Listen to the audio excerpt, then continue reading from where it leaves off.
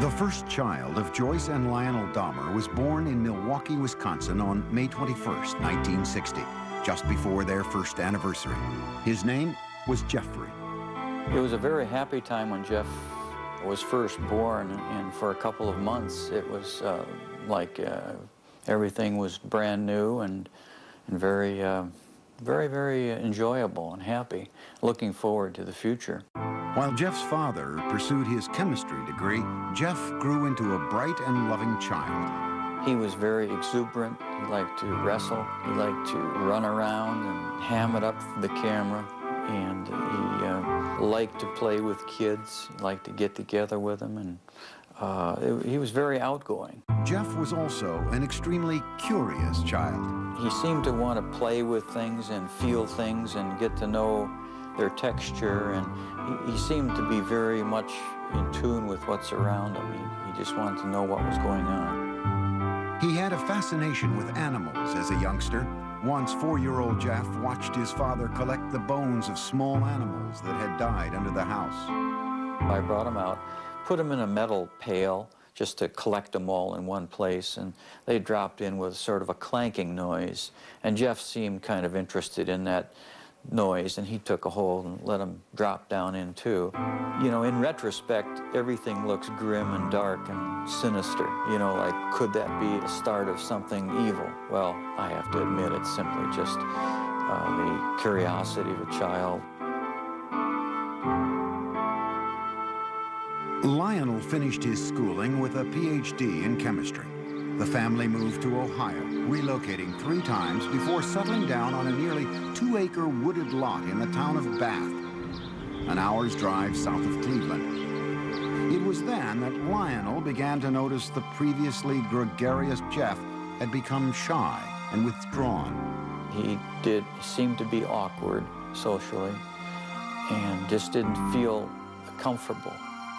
To take his mind off the move, 7-year-old Jeff was given a dog, Frisky, whom he loved dearly. With people that he knew or his new pet, the next-door neighbor boy, he was very relaxed. But there was this shyness and feeling of inferiority that we were concerned about at that time. What the Dahmers thought their son needed was to feel more involved, so they let Jeff choose the name of their second son. Jeff named his brother David. Lionel also encouraged his son to participate in activities that would include contact with other kids. What we were trying to do was to involve Jeff with activities with the thought that involvement would lead to human involvement, a forced, almost, interaction. And on the weekends, father and son planted gardens and raised sheep for competition in 4-H fairs. To commemorate their gardening days, young Jeff gave his father a handmade card with a poem. There's a picture of me eating an ear of corn on the front, and Jeff says, "The squash and the pumpkins can never compare to the kind of dad who has curly hair." And it says, "This poem is from Jeff, and I love you to death." When Jeff was 10, his mother was hospitalized and treated for anxiety. From there, his parents' marriage began to fail. Jeff's fascination with nature and small animals continued into his teenage years, when he became curious about what they looked like on the inside. For specimens, he collected roadkill. Riding around the country roads in Bath, carrying garbage bags, Jeff searched for carcasses. Jeff brought the roadkill he found into the backyard of the house, and there in the secrecy of the woods, he dissected the animals. I really have become convinced that that was sort of the starting point in this downward spiral of his. And it was associated with his puberty. And when you have hormones kicking into this terrible mixture, what he's doing, he's investigating insides of animals. And his sexuality was developing at the same time. Teenage Jeff was discovering that he felt sexually attracted only to men.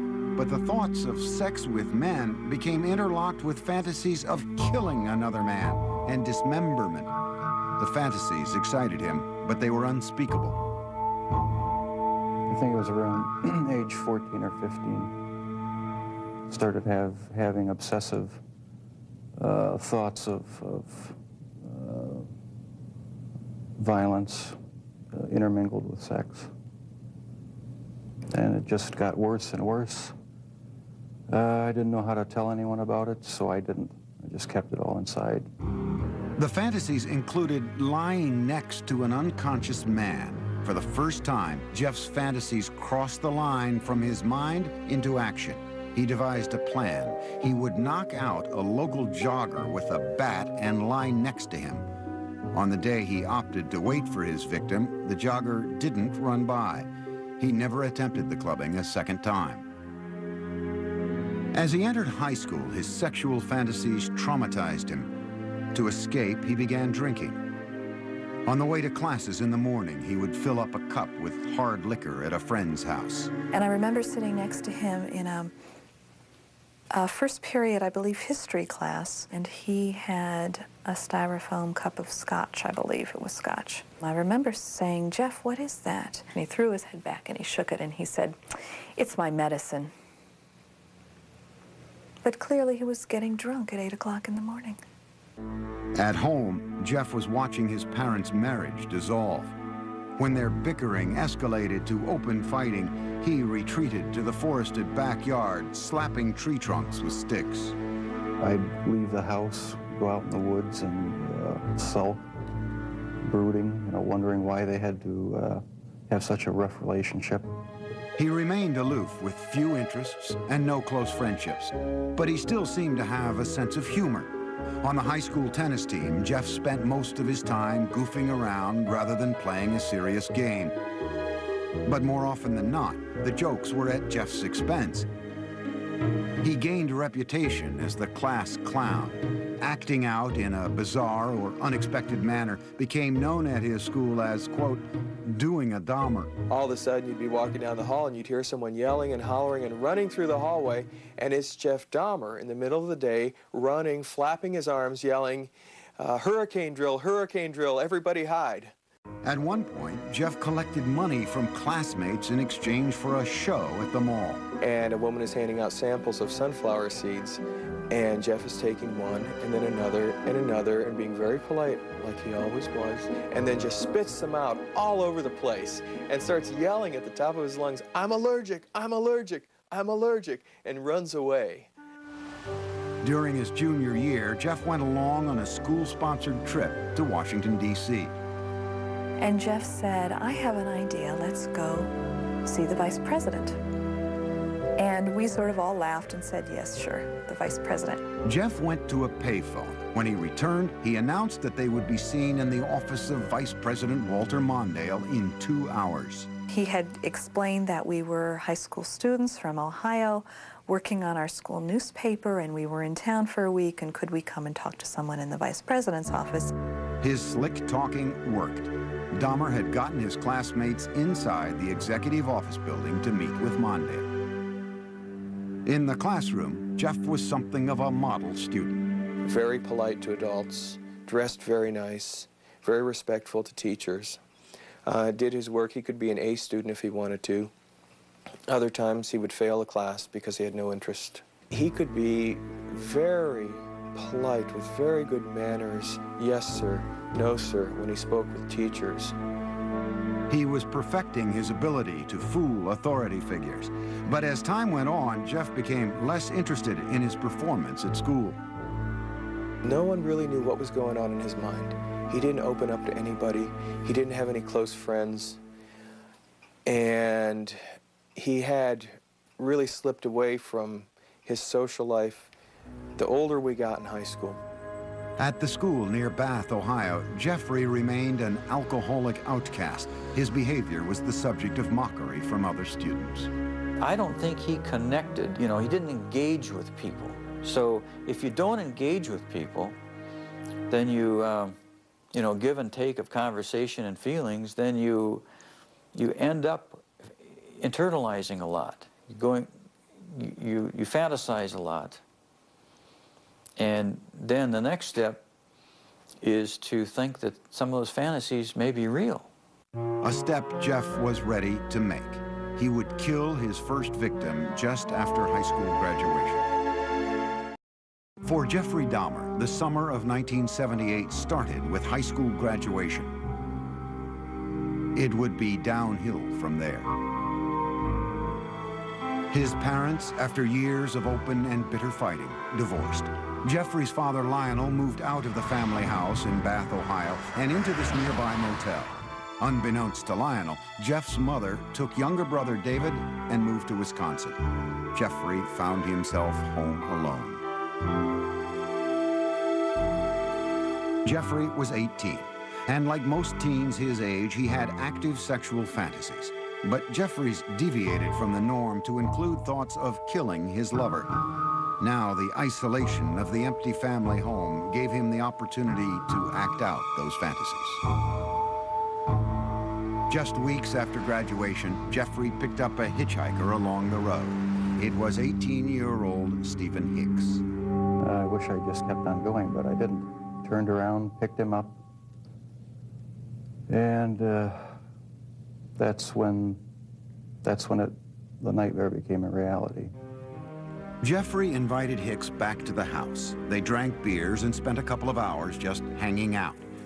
Then Hicks said he had to go, but Jeffrey didn't want to be alone. He attacked Hicks, knocking him out with a barbell, and then he strangled him. Dahmer had fulfilled his fantasy, but he was lucid enough to know that he had committed a murder. He quickly began to hide the evidence. He dismembered Hicks' body with a knife, a skill he had practiced as a younger teen with roadkill. He put the pieces into trash bags and loaded them into his car in the middle of the night. He was heading for a dump site when he was pulled over by the police for drifting across the center line. The officers asked Jeff what was in the bags and why he was out so late. Jeff was trapped for the first time, but he was ready with a lie. He coolly told the cops he was troubled by his parents' divorce and couldn't sleep, so he thought a trip to the dump would take his mind off things. The police let him go with a ticket. Jeff returned home, racked with guilt over the murder. He stashed the bones of Stephen Hicks under the house for 2 weeks. Then he smashed them to bits with a sledgehammer. Behind the house, Jeff spun in a circle, tossing the fragments among the leaves and brush. In August, Jeffrey's father stopped by the house. I said, "Where is your mother? Where's Dave?" And he said, "They're gone." I said, "Well, what do you mean? They're gone, they've left." Jeff's father moved back into the house. He encouraged Jeff to find a job. But Jeff wasn't interested. He spent his days drinking, even getting himself arrested for public intoxication. Lionel took his son to Alcoholics Anonymous meetings and psychological counseling sessions. They had little impact. Nothing could erase the violence and terror his first murder had imprinted on his mind. Only the alcohol seemed to provide relief. By the end of the summer, Jeff was still jobless, so Lionel suggested an alternative, college. He enrolled Jeff at Ohio State. But Jeff spent the entire first quarter in a drunken stupor, selling his blood to plasma centers and spending the money on beer. Predictably, Dahmer flunked out and returned home. I said, "Jeff, the doors are closing. I think perhaps that the armed services might be something that you need." Like all the other choices that had been made for him, Jeff passively went along with his enlistment. After his basic training was complete, he left for an army hospital in San Antonio, Texas, where he was given specialized instruction as a field medic. There, Dahmer learned more about human anatomy. For one of the first times in his life, he was excited about what he was doing, responding to instruction and discipline. After 6 months in the Army, his sluggish body had become lean and strong. Normally shy and reclusive, Jeff became outgoing, even smiling. But the mood swing was temporary. The Army sent him for a tour of duty in Germany, and there, once again, Jeff emptied bottle after bottle. His superiors noticed and gave Dahmer an early discharge. He went directly to Miami Beach without contacting his family. He worked in a sandwich shop and lived out of a motel. When his booze bills exceeded the room costs, Jeff took to sleeping on the beach. And he was terrified one night when a rat, big, huge rat, came crawling over him, and he called us. He said, he needs some money. I said, we won't send you money, but we'll send you a ticket. You come home.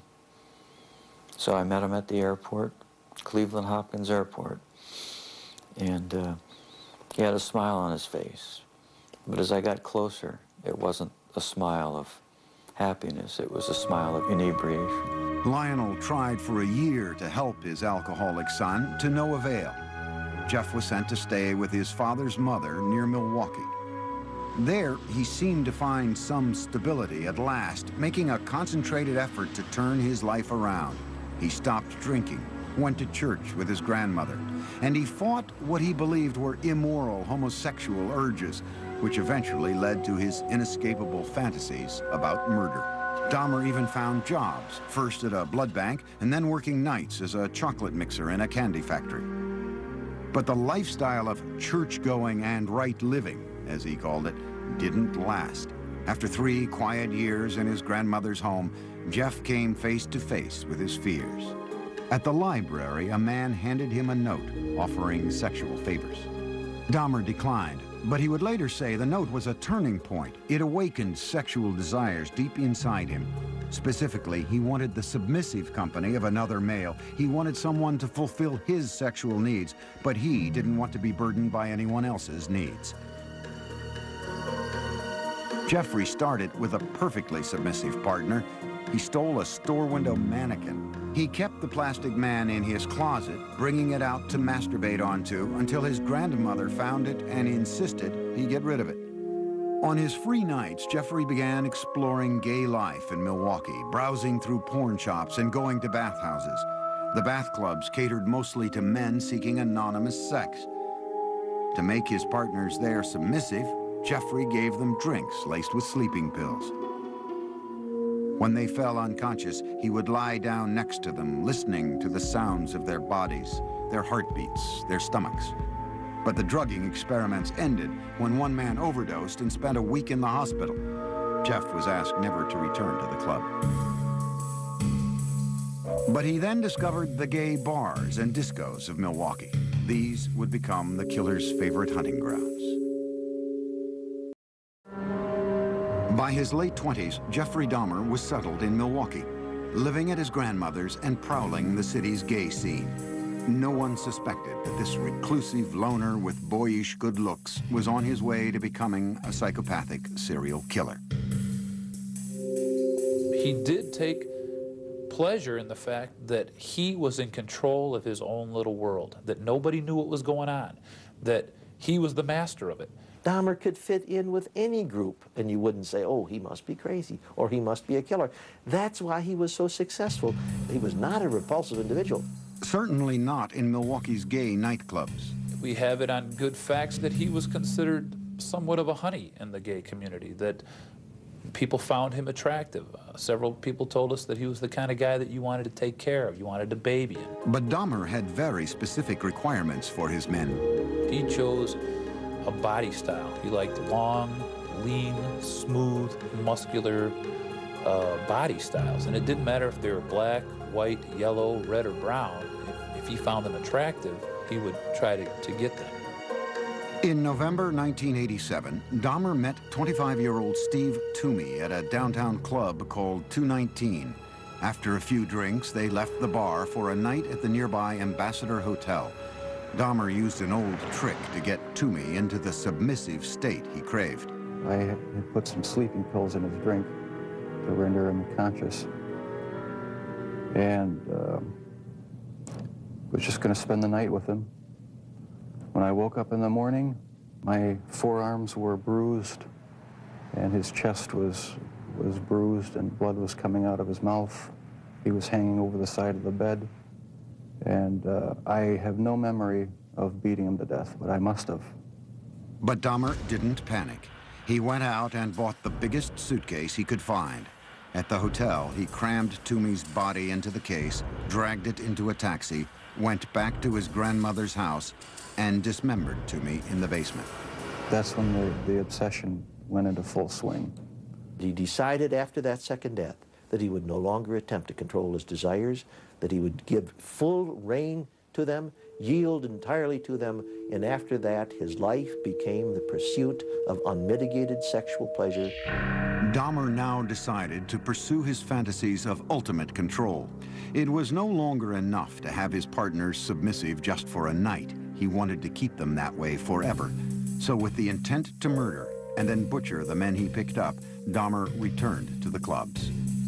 At a bus stop outside 219, he met 14-year-old James Dockstader. Dahmer offered him $50 to spend the night with him. They took the bus back to Dahmer's grandmother's. While she slept, Jeff and Dockstader had oral sex. Then Dahmer drugged and strangled him, his preferred method for killing. He stated in no way did he ever want to hurt anybody, as funny as this sounds. That is the reason why he killed everyone by strangling them, because not only did he get the power and the thrill of committing the murder, but it was also the most humane way. With Dockstader, Dahmer further explored his dark fantasies. He hid the body in the basement for a week and continued to have sex with it.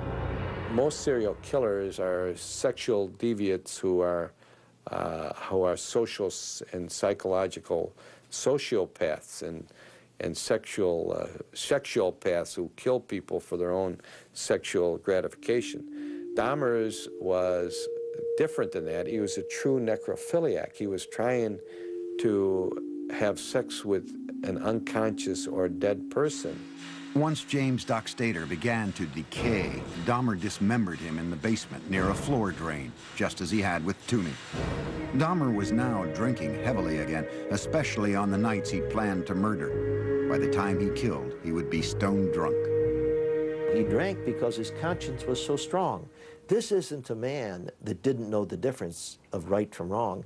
2 months after killing Dockstader, Dahmer picked up 21-year-old Richard Guerrero from a Milwaukee bar, again offering him money to spend the night.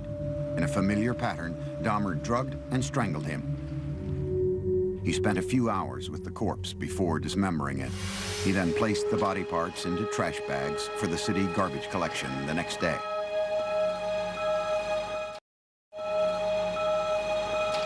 In the summer of 1988, Jeff's grandmother asked him to move out. She had been troubled by Jeff's late hours, the mannequin in his bedroom, and now unidentified foul smells from the basement. He took an apartment on Milwaukee's west side and immediately accelerated his downward spiral when he approached a 13-year-old boy on the street and lured him into the apartment. Inside, Dahmer scared the boy by fondling him, and the youngster ran from the apartment. Dahmer was convicted on second-degree sexual assault charges only. The murders were still his secret. He was sentenced to 1 year in a work release program that required him to spend his nights in a prison dormitory while he continued working at the chocolate factory. In the 10 days before he began his sentence, Dahmer struck again. He met 26-year-old Anthony Sears at the gay club La Cage and killed him. He mummified Sears' head and genitals and kept them inside his locker at the chocolate factory. Towards the end of the work release term, Jeff's father wrote to the judge and urged him to put Jeff in an alcoholic treatment program, writing, "I have tremendous reservations regarding Jeff's chances when he hits the streets." No program was ordered. Jeff was released 2 months early. He moved into another low-income neighborhood in Milwaukee. The rent at the Oxford Apartments was cheap, and the location was close to the gay clubs. On his own again, he was free to feed his relentless sexual urges. Within 3 weeks of his release, Dahmer began a 1-year killing frenzy. He would leave 13 more families, most of them African-American, searching for loved ones who had simply disappeared. The police, too, searched in vain. Once Jeff started on his killing spree, all of his financial resources, all of his time, money, effort, desires, emotions, thoughts, went into his secret world of killing people and keeping them with him. Many times he talked about trying to fight it even after he had killed a couple people, saying how he wasn't going to do it again, but within a month he would be back out at the bar stalking. One victim almost got away. Dahmer had drugged 14-year-old Konorak Synthesomphone, the brother of the boy Dahmer had been jailed for molesting the year before. As Konorak slept, Dahmer went out to buy more liquor. But while he was gone, the teen woke up. He staggered out into the street naked. A concerned neighbor called 911. Milwaukee Emergency Operator 71. Okay, hi. I'm on 25th and State, and this is a young man. He is butt naked. He has been beaten up. He is very bruised up. He can't stand. He's study fall out. He is butt naked. He has no clothes on. He was really hurt.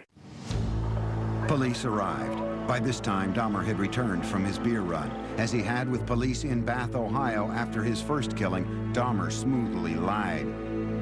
He told police that Konorak was his gay lover who simply had too much to drink. He brought the cops into his apartment and showed them Polaroids he'd taken of the teen, proof, he said, of their relationship. The police believed the 14-year-old was of legal age and left him behind with Dahmer. They wrote the incident off as a lover's quarrel. Again, Dahmer had been slippery enough to keep his killings a secret. As soon as the cops left, he murdered the boy. Inside Dahmer's apartment, the bodies began to pile up. So he bought a 57-gallon drum and filled it with a powerful acid to dissolve the dismembered limbs and torsos. After weeks in the acid, the remains of Dahmer's would-be lovers became sludge, which he flushed down the toilet or the bathtub drain. For others, Jeffrey boiled the skin off their bones on the stove. A sweet, bitter odor of death began to infest the building, and many tenants traced the smells straight to Dahmer's door. It's awful funny. Whatever Jeff was cooking, Jeff never bought no groceries. So what could he have been cooking that smelled like chitlins? Chitlins have a very peculiar, nasty odor to them, you know. Dahmer was pathologically lonesome, not wanting his sexual partners to leave him even after death. He took keepsake photos while removing their flesh and then preserved certain parts. And one thing led to another. It took more and more deviant type behaviors to satisfy my urges.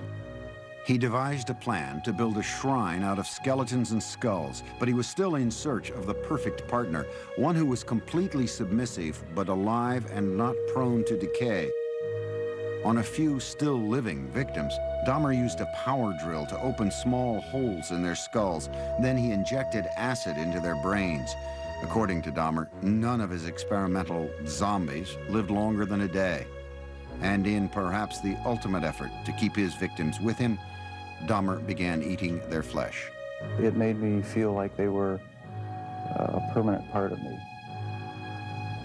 Besides the just mere curiosity of what it would be like, it made them feel that they were a part of me, and it gave me a sexual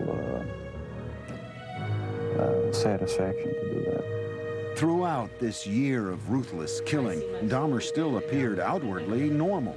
In this video, taken at his grandmother's house on Thanksgiving, Dahmer talked calmly with his father. Well, you're looking good. Grandma was saying that she thought that you got quite a bit thinner, but you look fit. I don't know. Well, I've been surviving mostly on McDonald's food. It's just so much easier just to pop into the restaurant. But yeah, like I've said before, it gets too expensive, and it does. I have to start eating at home more. It's amazing how he could sit there and appear like he's, you know, clean cut, nice jacket on, and talking very hopefully about his job, intelligent. It's amazing how much a human being can hide from another human being. But careful as he was, Jeffrey Dahmer was about to run out of good lies. In July 1991, the city of Milwaukee discovered a serial killer, 31-year-old Jeffrey Dahmer. One man, Tracy Edwards, had managed to escape from the horrors of Dahmer's apartment and flag down a passing patrol car.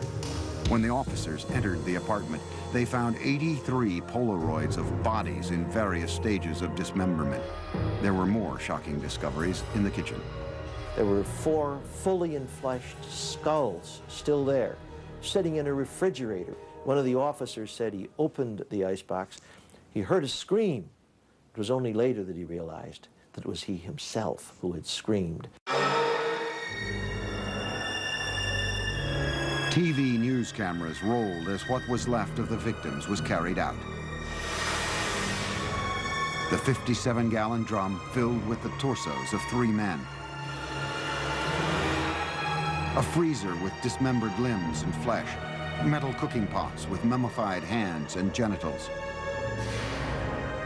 This time, there was no lie Dahmer could tell to save himself.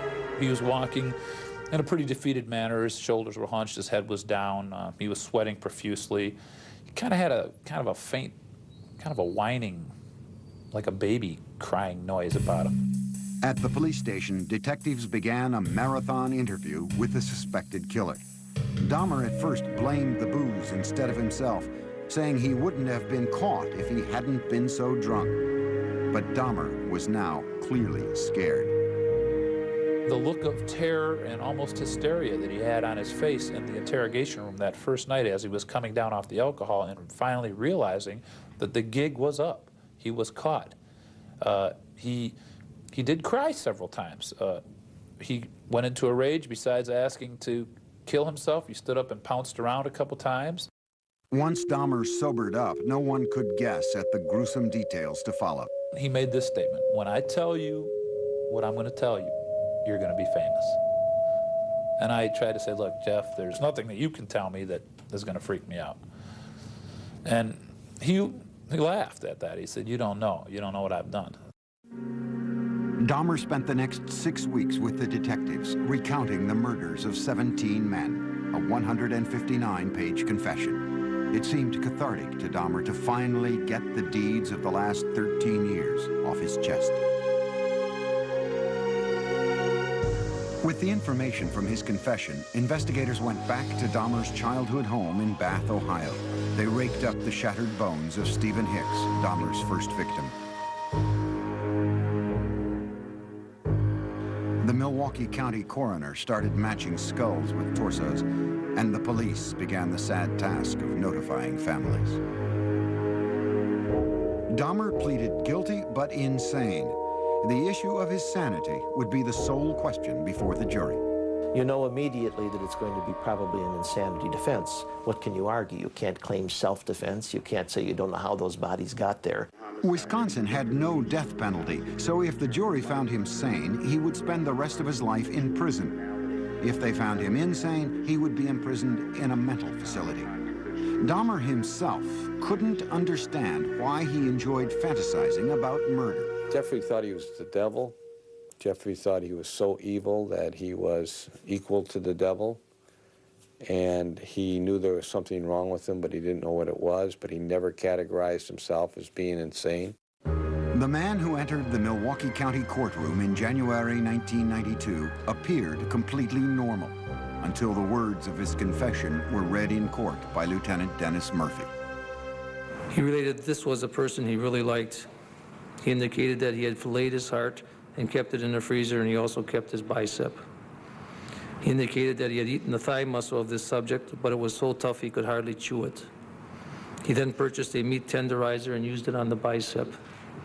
Dahmer's father, Lionel, sat in the courtroom beside his second wife, Sherry, stunned by what he heard. No one softened the blow for us. No one told us, no one prepared us with any of these details. How could this be? How could I have not known about it? Dahmer's crimes seemed to be devastating proof of insanity. What else could explain the actions of a man who had sex with the dead, dismembered their bodies, preserved their skulls, and ate their flesh, all for sexual gratification? But the law has a very strict interpretation of insanity. Dahmer's defense team had to prove two things. One, that he indeed suffered from a mental disease, and that it kept him from knowing right from wrong. Necrophilia, a compulsion to have sex with the dead, is recognized as a sexual disorder, but it does not make one legally insane. He argued that the necrophilic drive was such that he could not control it. But we don't accept that in the United States as a defense, no more than we accept a pedophilic drive of the man who wants to have sex with children. Ladies and gentlemen of the jury, I understand you have arrived at verdicts in this manner. In a 10-2 decision, the jury found Jeffry Dahmer legally sane. Some relatives of Dahmer's victims sat quietly in court, others cried. Prior to his sentencing, they were allowed to express themselves before the judge. Jeffrey, I hate you! I hate you! This is out of control! Don't Jeffrey, I kill you! I can't be motherfucker!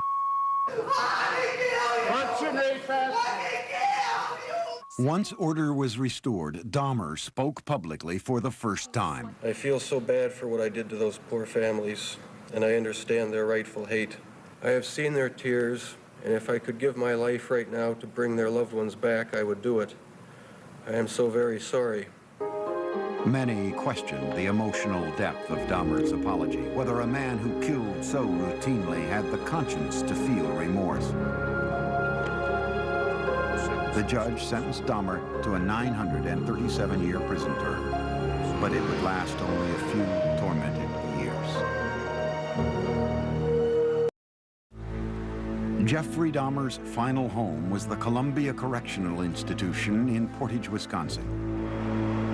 His former residence at the Oxford Apartments in Milwaukee stood as a painful reminder of the lives that ended there. So in November 1992, it was demolished. In his prison cell at the age of 32, Dahmer's life became a conflicted introspection, trying to sort out the blame for his killing nature and seeking divine forgiveness for it. He had spent time in church as a boy and with his grandmother as an adult, but had lost his religion during the murder spree. Dahmer placed the blame for the murders on his atheistic beliefs and the theory of evolution. He said, if it all happens naturalistically, what's the need for a God? Can't I set my own rules? Who owns me? I own myself. Yet Jeffrey was still a contradiction, for he was always quite willing to blame the devil for taking over his soul. The serial killer wondered now what would happen to him when he died. Dahmer decided he wanted to be baptized.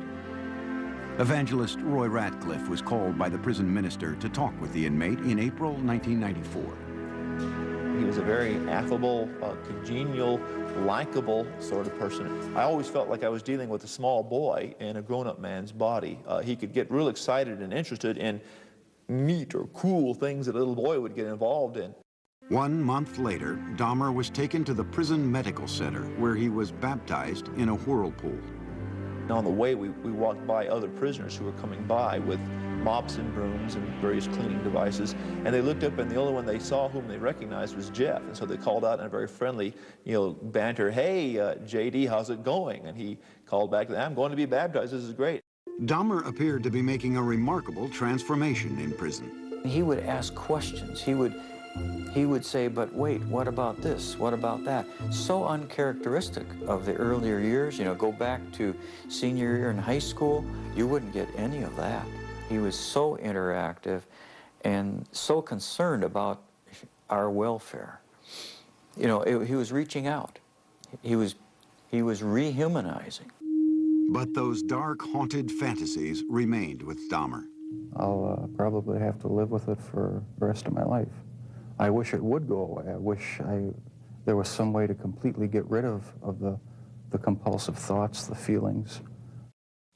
Dahmer got another reminder of his past when he was visited by Teresa Smith. Jeffrey had killed her brother, Eddie. First thing when he did, when he came in, is apologize for killing my brother. I asked him why my brother, and he said he seen the way he danced, and He liked the way he looked, and he said I was just attracted to him. He said he had strangled him, and then he was trying some new experiment or something with preserving the skull and the body and whatever, and it didn't work. So he had to destroy him. Dahmer had spent his entire adult life as the predator. But now in prison, he became the prey. The notorious serial killer was a target for other inmates. In August 1994, he was attacked in the prison chapel with a crudely fashioned knife. He survived. But on November 29th, 1994, inmate Christopher Scarver, who called himself Christ, bludgeoned Dahmer with a metal rod from the prison gym. Dahmer died on the way to the hospital. Among his last wishes, Dahmer had asked to be cremated. His ashes were split between his mother and father. There are statements in his will and testament that say, I don't want a marker, I don't want a grave, I don't want a funeral, I don't want any kind of... He's saying, I want to be wiped out. But the horrible questions that his life of killing posed do continue, and they defy answers. Is a mystery of mysteries that will never be solved, even if he lived. I don't know that what he was all about would ever be solved, except maybes. It's hard when there's no explanations. Sure, there were red flags in Jeff's life, but no one knew about him. He was so secretive and so careful.